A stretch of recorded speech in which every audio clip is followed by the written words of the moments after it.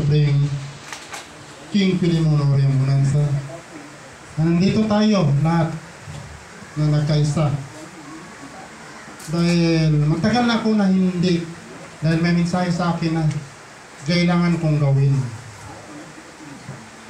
Kaya ako nandito dahil sa kapatid ko na siya rin JJ. Unang mensahe, nakausap kami pero hindi dito sa opisina, hindi dito. Doon sa site, may pinuntahan kami. Pangalawa, hanggang sa pangatlo. Nung pangatlong mensahe, kailangan na talaga ang pag-aaral. Kaya nung nag-aaral na kami ng mensahe, kailangan ang Region 4 mag-aaral. So nag-aaral. Dahil ang mensahe sa Region 1, Region 3, 1 and 3, that is means 1/4. 1/3. Di ba? So sa 4, tinuro. Kasi 1 at saka 3 equals 4. Ang mensahe na sa 4, kailangan mag-aral. Kaya nga sina-challenge po ang Region 4, pero ilan lang ang nandoon. Hayaan ninyo. Dahil sila pa, saka na ba kayo mag-i-give ng tubig pag wala ng ulan? Saka pa kayo manghingi ng tubig na wala ng ulan. Napakaganda ito dahil pinagtutulungan tayo sa Region 1 at saka Region 3. Kaya sabi ko sa inyo, kung hindi tayo kilos, nag-aral ng Region 1. Sayang dahil wala sa atin. Ako ang nahihinayang sa inyo dahil alam ko mensahe. Dahil hinikayin itong kapatid ko na siya rin JJ at saka siya rin dito. Kaya ako kahit may gawain kami, umuwi ako ng Miyerkules dahil may practice. Nagpaalam ako, uuwi ako ng Miyerkules. So pag uwi, tinuruan ko kayo. Pero ang tinuro, kailangan ipasok ninyo kasi ang bilis ng panalangin ngayon. Ang wisdom, ang bilis ng wisdom. Dahil ako rin, kami rin doon, nag-aral kami. Nagkaroon kami ng conversation. Dahil ang mensahe na rin, Gigi, na wala ang aking wisdom. Totoo yun. Dahil may nakaraan. Inamin ko naman totoo. Dahil siyempre nawala ang misis. Kung saan ka makasama kayo, biglang nawala. So, depressed dito. Buti na lang pinaalala ng aking mga kapatid. Pinagtutulungan akong buhay.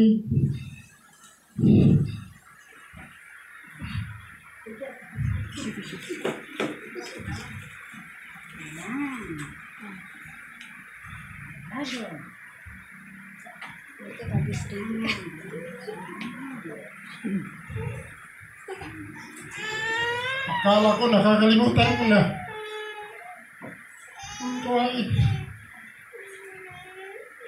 Pero tinulungan ako sa aking kapatid.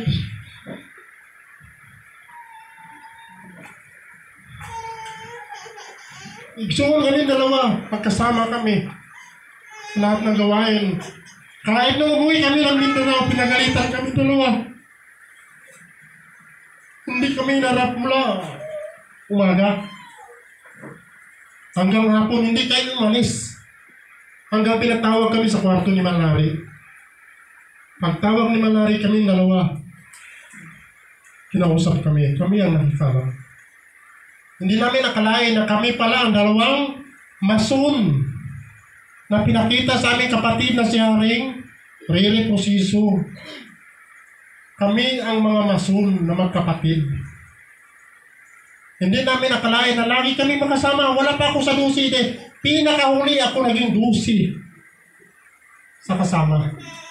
Matagal na ako na naginip, ngunit hindi ko sinasabi ang panaginip.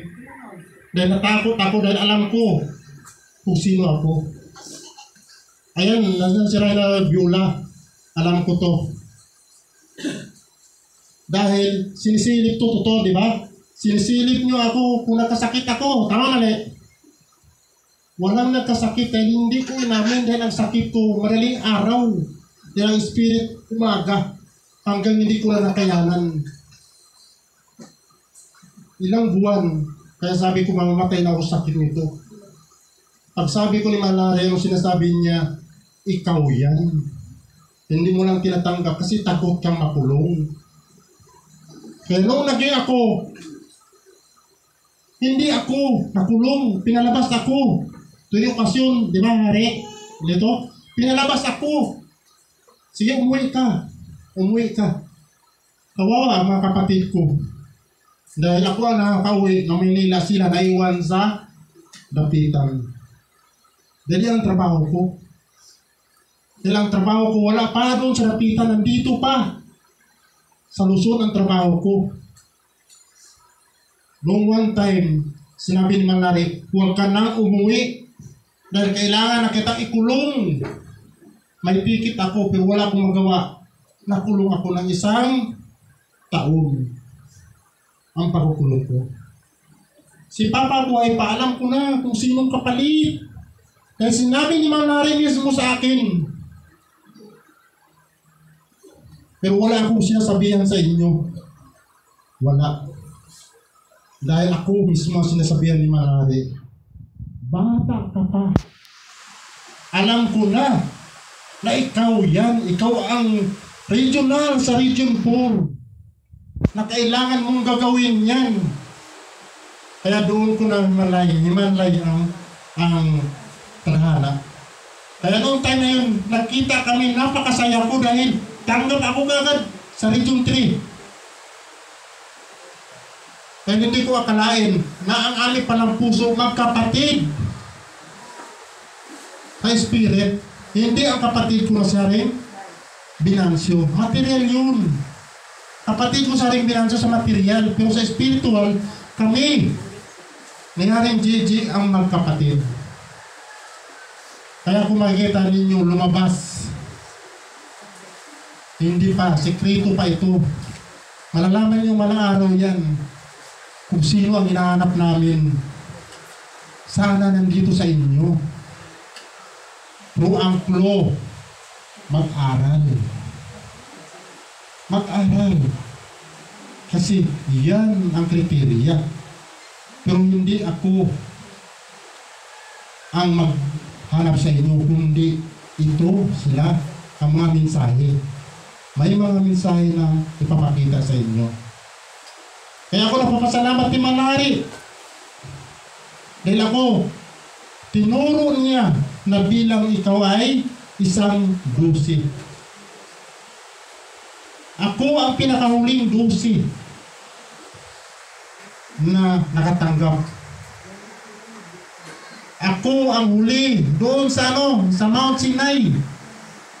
Walang dusi na gustong tumayo dahil si Manlari laging galit sa mga tao noong time na yun. Pero ang sabi ng mga nanay, ikaw, kaya mo yan. Hindi magagalit sa'yo si Manlari. Hawakan mo yung mic. Kaya walang humawak doon, di ba, Re? Walang humawak doon ng mga dusi. Una sila sa akin. Ako. Kung makikita nyo sa mga picture ninyo, di ba, nasa likod ako, di ba, Manlari? Nandoon.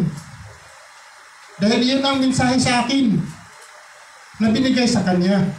Kaya ako napapasalamat sa inyo na habang nandito kayo, ito na ang pagbalik, pagsigla natin.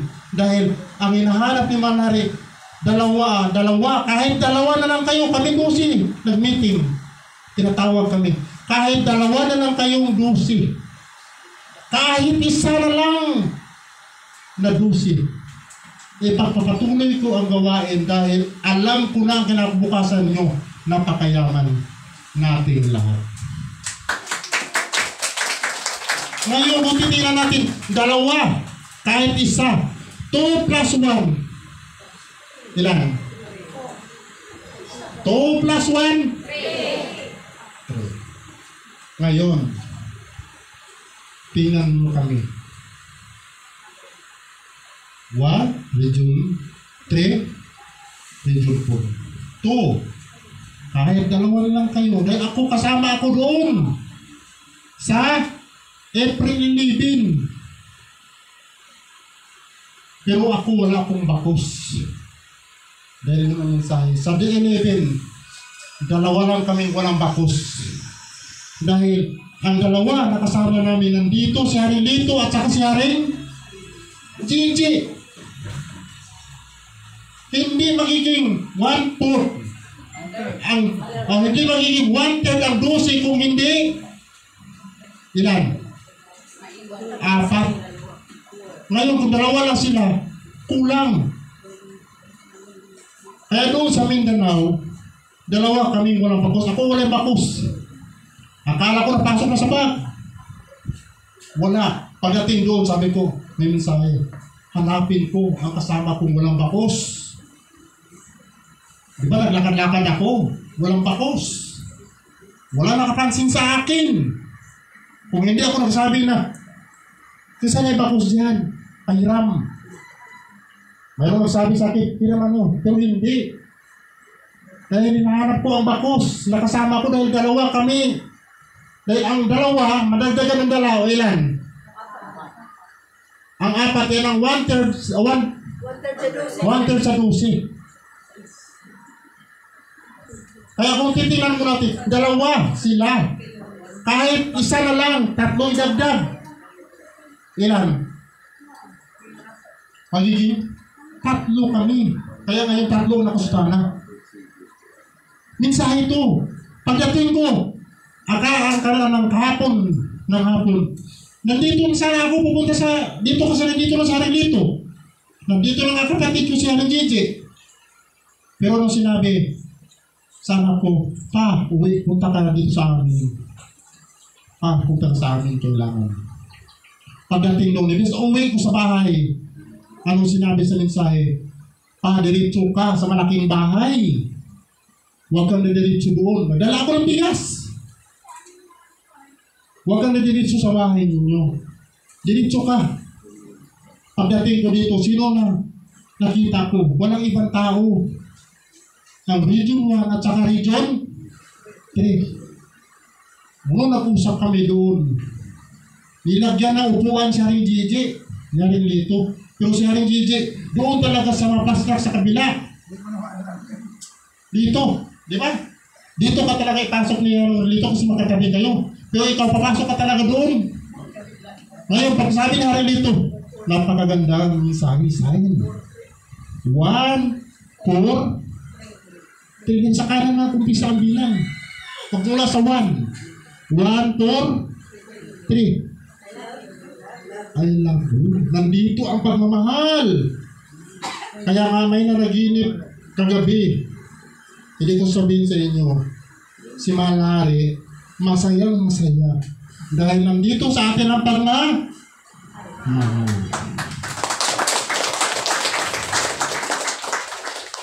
Kaya yan ang mensahe. Nakita natin.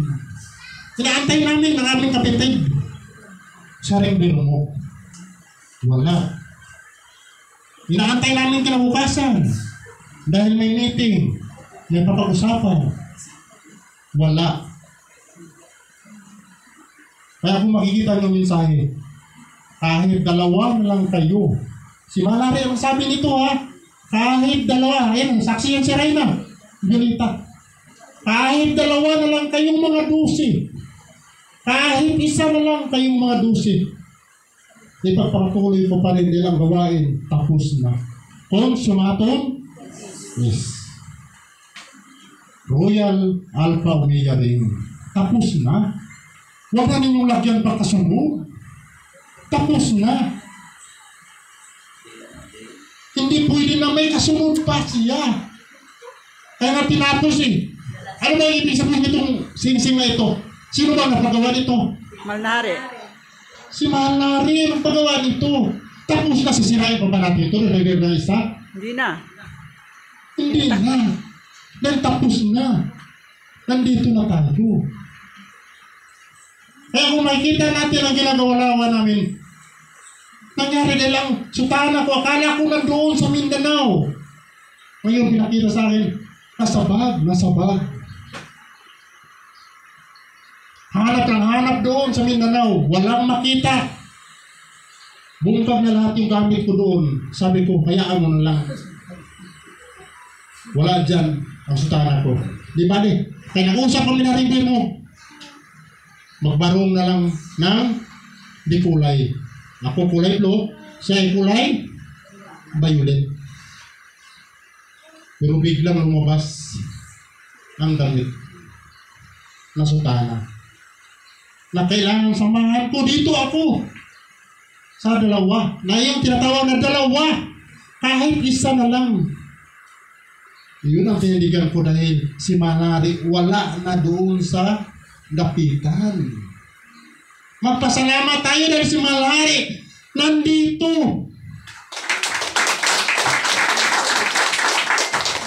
Ako mismo sinabihan niya, Haring Sani, ang mga tao na kailangan, ang mga tao na dadalhin ko dito sa Cavite, magkunik-kunik ang mga tao.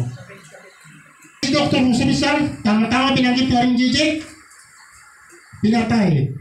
Lumipad. Anong pumunta sa Cavite? Nandito. Ang manok pumunta sa Cavite. Kaya nung pagpunta ni Haring JJ doon sa site, ang mga manok nagtinao na wala sa oras. Dahil yun ang salubong ni Sir Pedro.